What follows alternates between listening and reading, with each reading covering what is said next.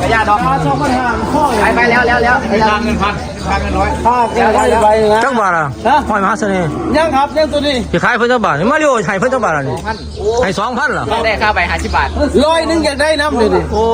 ค่ากันจะ100เดียวเอาไปละ2ตัวจะมากับตัวนี้เอาคน100เดียวน้ำนี่นะคนละ50 บาทบ่ได้เอาเต็ม100จะไปแบ่งเครื่องคนละ50 บาทรวมเพียง2,000ว่าซั่นโอ้ยตัวดอกจังมีเลยตัวนี้ละตัวละ2,000น่ะสิมีตัวไหนขายเลยเด้บ่ขายเขาบ่ซื้อเด้ขายรถเดี๋ยวน้ำใจบักละเจ้าน้ำใจคอยแน่เอ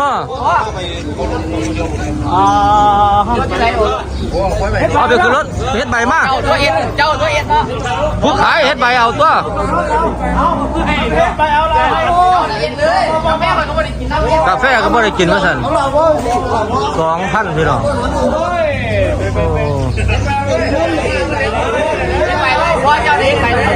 ค่ากันจะ100เดียวมาดิค่าใบผู้ขายตัวเฮ็ดใบเนาะบ่ให้ออกได้บ่ได้ออกแล้วบ่เฮ็ดใบบ่ได้ออกไปไงถึงไงเนาะบ่ถึงไงบ่ให้ออกได้เนาะบ่เฮ็ดใบบ่ได้ไปเฮ็ดใบมาซื้อเหล้าพร้อมเด้อเหล้าบ่นำเ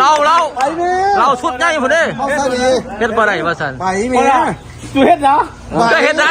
บ่ได้ให้ออกเด้บ่เฮ็ดใบยังกระจอกเลยนี่เงิน50 บาทเลยมันรับผิดชอบนี่โอ้ยบ่อยมาแต่นี่เจ้าควายไปเด้อบ่เฮ็ดใบเอาออกบ่ได้เด้3บูแม่มัน3บูแม่3บูโอ้ยบ่อยากเฮ็ดอย่าเฮ็ดใบ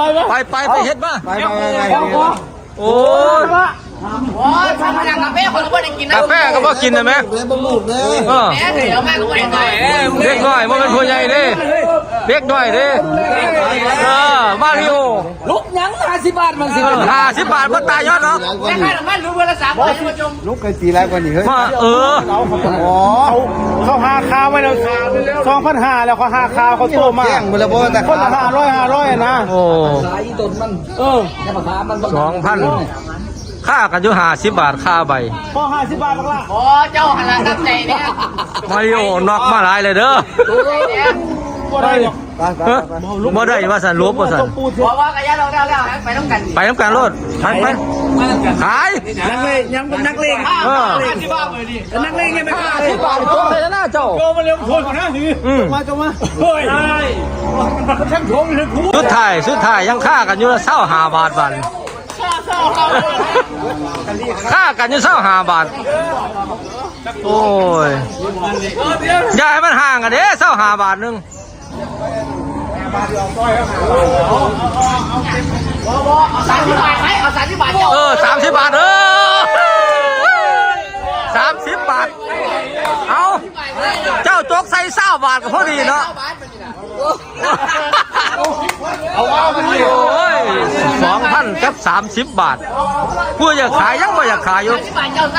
เอารถกาแฟก็ไม่ได้กินน้ำเหมือนโอ้ยยัง20 บาทนึงเลยไหม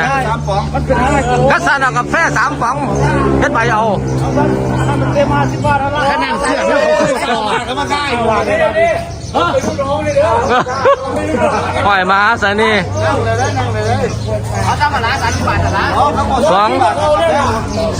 2,000 กับ 30 บาทเพื่อจะได้2,000 กับ 50 บาทนั่นค่ากัน20 บาทลงมา5 บาทแล้วมั้งฮะนะเพิ่มให้อีกแล้วจ่ายไปโอ้ยธรรมดากาแฟก็ไม่ได้กิน2 ก็ไม่ได้กินกาแฟน้ำอันดีเอาขึ้นเราไปไปเอาเอา50 บาทนะโอ้ย20 บาทจะไปทานเนาะจุ๊บเนี่ยแล้วเขาบอกกาแฟจะไปยังไงลุก20 บาทได้ตัวเดียวนี่ละจนได้ทีได้ไปเข้าให้เลยเรามันได้ตามใจเจ้าของเลยนะขอเรามาสุดหนึ่ง2,000 กับ 50 บาทเอาง่ายมองนี่บ่มีแต่มหาเสน่ห์เลยเนาะปล่อยเถอะปล่อยมหาเสน่ห์มาขายอยู่